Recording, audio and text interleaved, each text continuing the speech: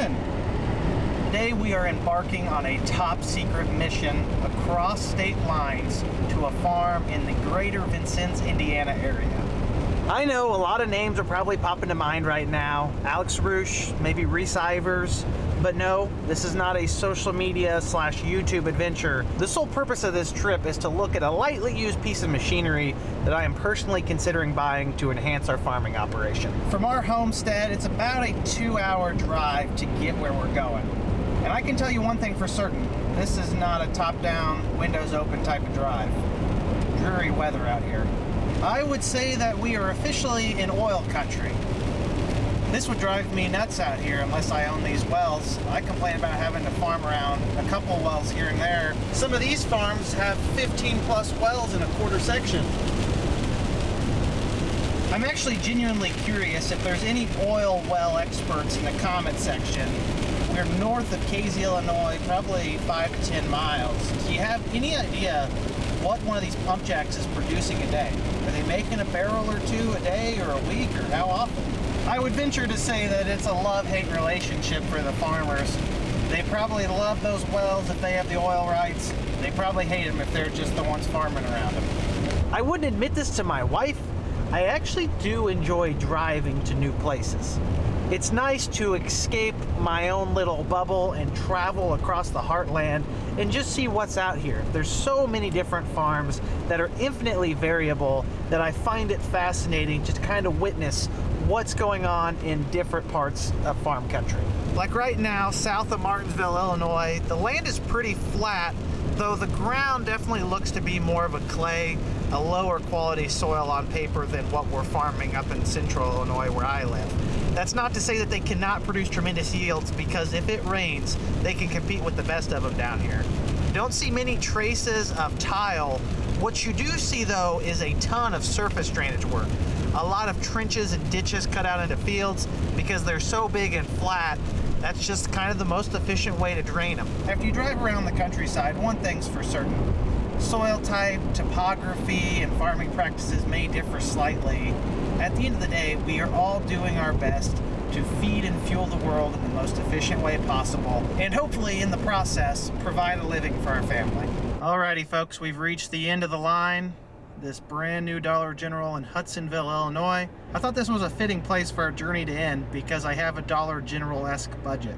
All jokes aside, that Dollar General is just where the salesman and I met to ride together for the last bit of the journey to go see the machine I'm looking at. I wanted to take a very quick break from the action to talk about the sponsor of today's video, the Growers app. In my humble opinion, the Growers app has the potential to be one of the greatest things to happen to farmers since the invention of overalls. And that is saying something.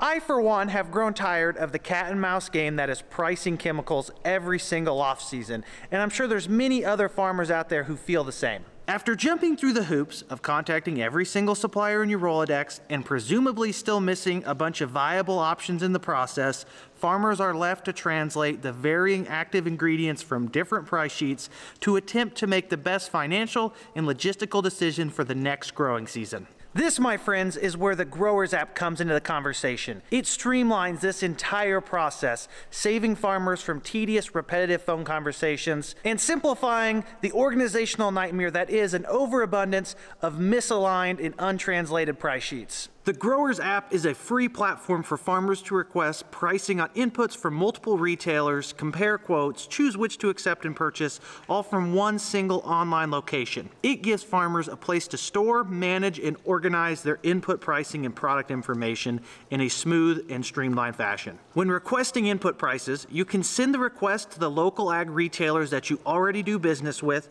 or you can even send it to partner retailers within the Growers retailer network. To put it simply, the Growers app can be used to price any input from any retailer. The obvious are seed, fertilizer, and chemical, but one could also look at custom application, fuel, and other things that are offered from these suppliers. The process is as simple as it could possibly be. First, you make an account, and if you are in need of financing, you can apply for it at that time. Second, you send price requests to retailers so they can submit their best prices on the products you're interested in. Third, you receive those offers, make selections, and complete the purchase. Lastly, you receive the product based on the agreed upon terms. From start to finish, there is no simpler way to procure inputs from your farm than with the Growers app. I say this genuinely as a farmer that finds the preseason input hunt to be exhausting. The Growers app is exactly what I've been looking for, and I cannot recommend it enough for those of you looking to simplify your input search for the upcoming growing season. There are no strings attached. Go check it out, see what the prices are for the chemicals and inputs that you're using for this upcoming growing season. For those of you who complete a pricing request and like what you see, if you want to pull the trigger on it, now is the time to do so, because Growers is offering a $500 rebate on orders over $25,000. And for individuals who reach that point by heading through the link in this video, you will receive another $100 off of your order. That offer is only good for a short amount of time, so act on it fast if you are interested. Thank you all for your time and attention. Make sure you go check out the Growers app. Now back to the regularly scheduled programming. I'm actually on my way back northwest, headed home. Didn't really want to intrude on the private property of the farm where we're looking at this machine. I'm just going to go ahead and spill the beans to all of you. I'm sure most of you had guessed at this point because I've hinted at it in multiple videos. I was looking at a 2020 Hagie STS-12 with 900 and some hours. That is a high clearance self-propelled sprayer, meaning that it can apply our herbicides, but also come back and spray fungicide in tall corn. To be clear, I'm pretty dead set on acquiring this specific sprayer. Just wanted to verify in person that it was exactly what it was claimed to be. Now, I would have liked to get a brand new one, but those are both low in availability and out of my price range by far.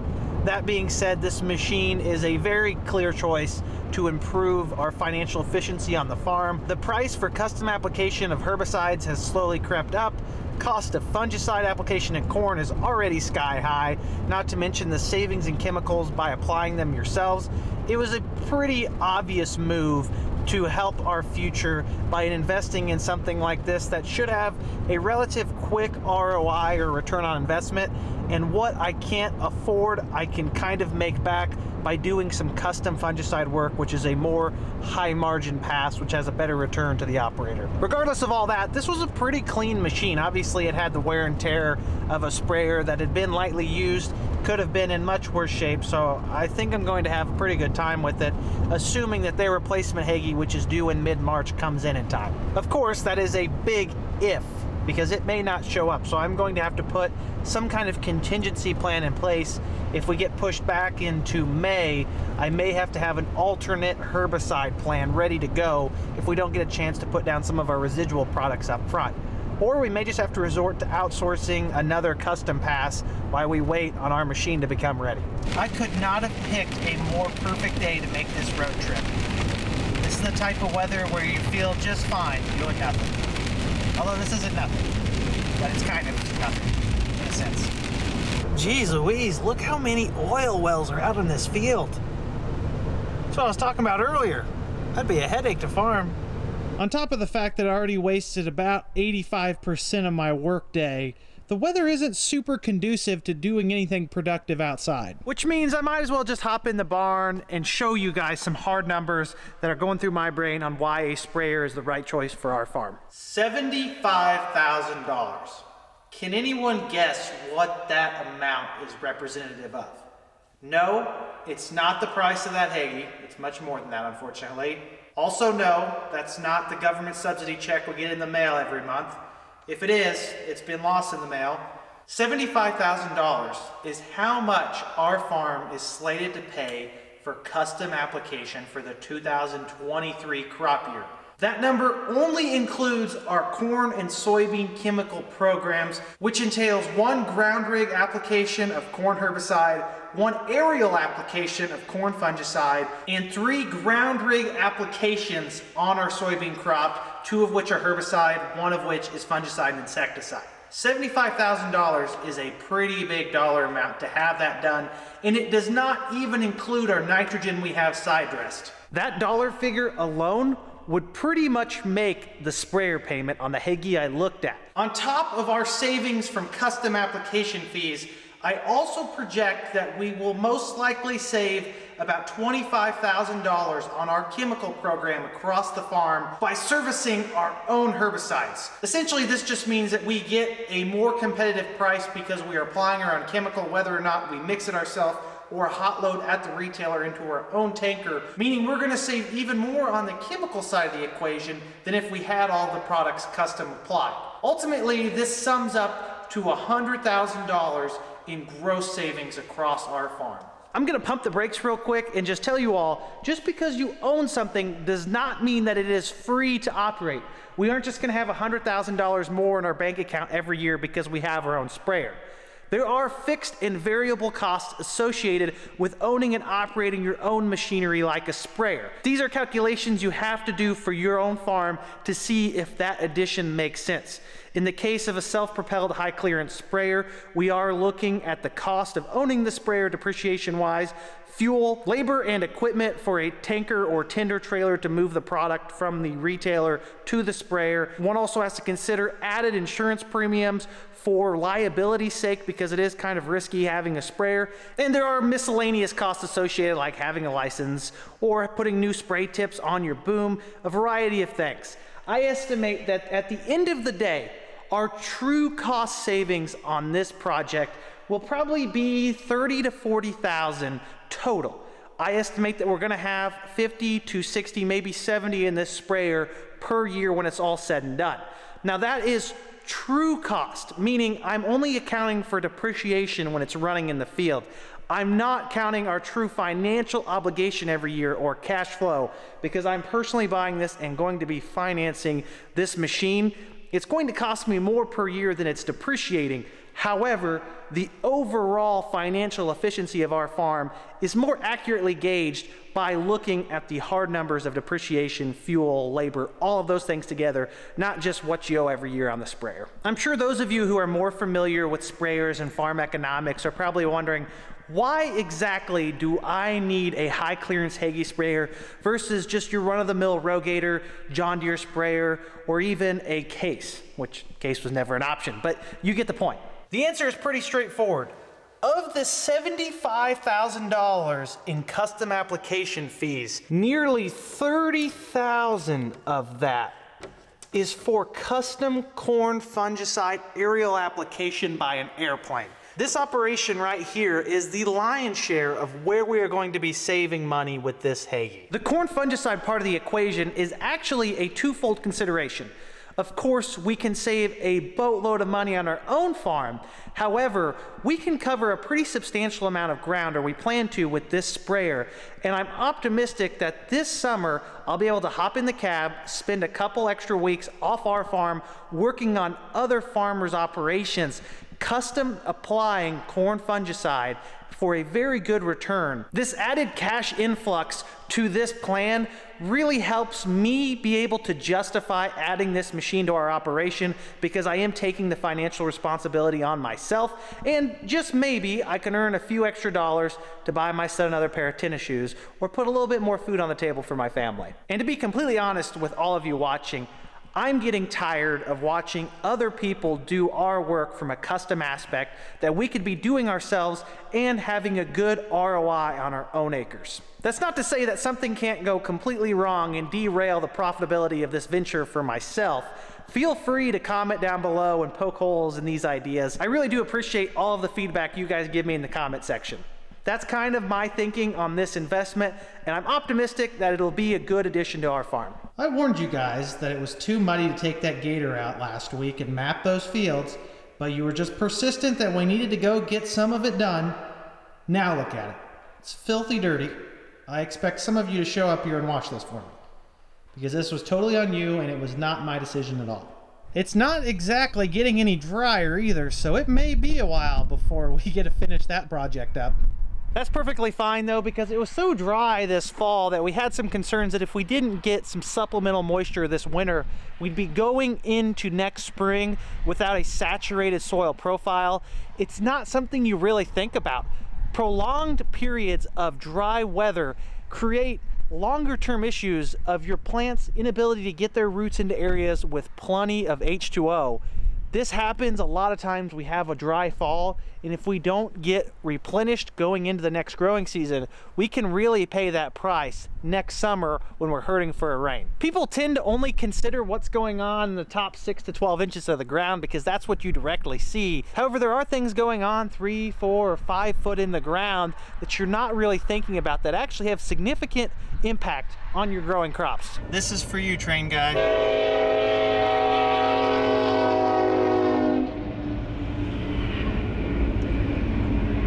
Wow, 5 engines. I might be here for a while. And there's the end right there. That wasn't very long. The weather is a little friendlier today, so we might go ahead and haul some grain. At the tail end of last week, we finalized all of our seed orders for this upcoming growing season. This week, we have 2 more deadlines approaching, one being getting all of our chemical prepaid and into our retailers, whoever we decide to use. And on top of that, if we want to build a new grain bin or 2 for next year, the spring prices or winter prices, I'm not sure how they coin it, expire in the next couple days. So if we want a significant discount, we need to go ahead and pull the trigger on that. For now though, we're gonna go ahead and finish coring that south 48-foot grain bed. When the truck starts that easily, you know it's gonna be a good morning. I figured that I might as well top off my truck while I wait on the semi to get some air in the tanks.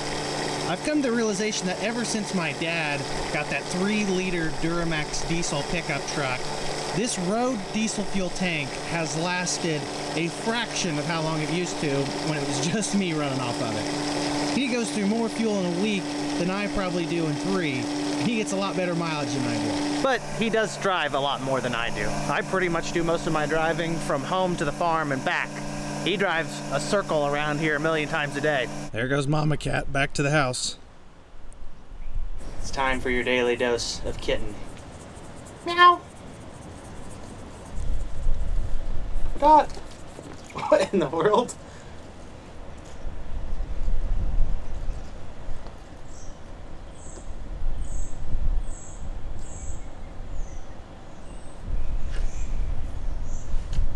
Who is this strange man in our domicile? Alright guys, I gotta go to work. Have fun. Don't kill too many mice today. Bum, bum, bum, bum. Not sure whether or not Jeff's hauling today. Usually he beats me out to the bed.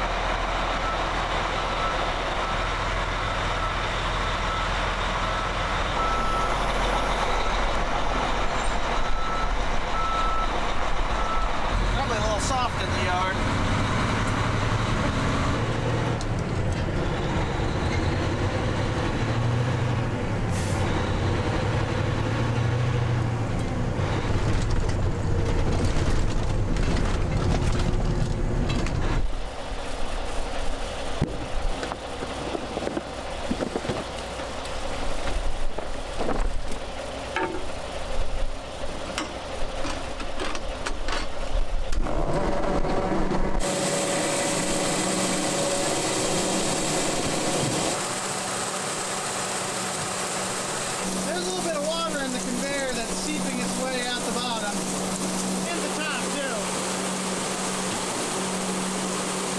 Based on the way this looks right here, you're not going to be doing much work outside unless you're on rock for the next couple days.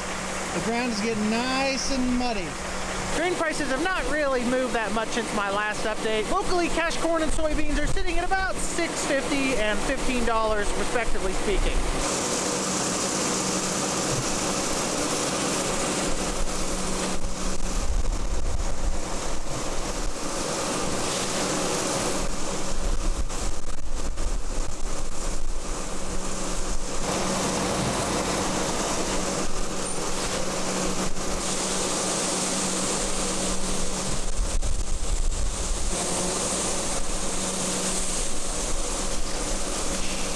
At current prices, a full truckload with 950 bushels of corn at our local elevator is worth a little over $6,000 each.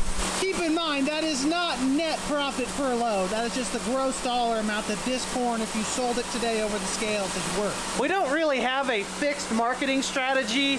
As it currently stands, everything that we had on commercial elevator storage that was taken there this fall, we pretty much liquidated. All of the stuff in our bins, even what we're hauling right now under the delayed pricing contracts, is unsold and probably will remain unsold. That's typically what we do from a marketing perspective. I'm not going to say that's the best strategy when you look at the long-term outlook. Of course, I'm not a market expert by any means, but I don't think some of these people who are giving advice are really experts at all, because if anyone knew where the futures market was headed, they wouldn't be telling you. They'd be on an island somewhere enjoying a nice cocktail. You always have to remember that the futures market is a zero-sum game, meaning for every winner, there is equally a loser. Anyone who has an upper hand is going to retain that. I'm not saying that to discredit any of these market analysts. Just keep that in mind as you make your decisions going forward. Not everyone has a crystal ball of what direction the market is headed. I'm of the personal opinion that I do not see there being a really bullish picture for grain prices in the short term. The war in Ukraine is winding down, although there are some blips here and there in activity. For the most part, it's simmered down. Global supplies are getting very high. The United States had a decent crop, although some areas did struggle. Other areas compensated with much larger output than normal. The same thing is going on down in South America. Brazil is sitting on a massive crop. Argentina is struggling, but they're overshadowed by their northern neighbors' sheer amount of productivity this year. Last week, the USDA released a pretty major report. It was the final production numbers for the 2022 crop in the United States. They made a few small changes, adjusted production numbers on corn and soybeans. Really wasn't that bullish of a report, but the market did react slightly upward from it. I don't exactly know why. I think everyone was just so bearish in sentiment, thinking that the prices were going to go down, that because it was a borderline report, shot prices up in the short term. In the long term, we're going to continue to trend down, in my opinion, until planting season, or if Russia blows up Ukraine some more. Those are pretty much the two factors we're sitting on now. Because the U.S. is a big player in the global market, what we do this planting season in terms of acreage splits and timeliness will have a big impact. I'm not seeing another $8 corn run unless the corn belt turns off into a 2012-ish drought and all of our crops burn up. But anything can happen, and I really have no idea what the future holds. Based on the report I just gave you, you would think that we'd be selling all this grain at current cash prices, but that's no fun. You gotta ride the roller coaster every now and then, see where the grain market takes you.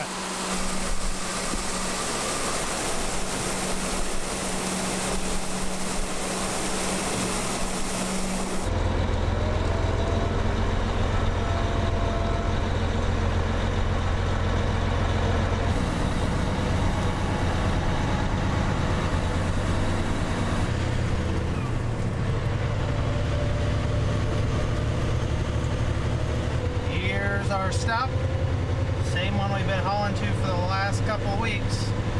Premium grain, full station. 77.8 on the scales. I'd love to have just one of these big commercial bins. It'd take us a couple years to fill it, but still be neat to have. No line at the pit. We'll be back home in no time. I would say that the added water that came into the truck when the conveyors first started up did make a slight bit of difference, seeing as this corn is 14.7% moisture. Probably take one or two more out and call it good. Because this bin is a bigger diameter, it takes a couple extra loads to pour it. Unfortunately, the sun is tucking itself behind the clouds and hiding, and it's actually getting a lot chillier than it was earlier. Today started off on a pretty friendly pace in terms of weather. Now it's becoming more like yesterday, minus the rain. These so-called marketing gurus I mentioned just a few minutes ago will talk about the tangible benefits of a grain bin and the fact that you're reducing storage costs, you're eliminating long waits at the elevator in the fall, and you get a capture better basis because you have more negotiating leverage. What they don't talk about, because most of them are in the hedging business or price protection business, is that having grain bins is like taking a seat at the roulette table if you want it to be that way. You can tuck $3 corn away in the bin in the fall, and if something goes wrong somewhere in the world of a large enough degree, that $3 corn could be worth $7 or $8. And that's happened for us a few times over the last 10 to 15 years, and has ultimately resulted in us getting a lot more profit than we would have. Full disclosure, it goes both ways. You can put $6.50 corn in the bin, and sell it in the summer for $350. It is most certainly a two-way street. We have made a tremendous amount of money over the years by using these grain bins as a speculative tool. Of course, there's other years we've given up money, but no one talks about that. For our operation, other than just reinvesting in our farms, putting up grain storage is mostly just for circumventing long waits in the fall. We want to keep our combines rolling because they are our fastest appreciating asset that we have. And when they sit, we lose more money than we should.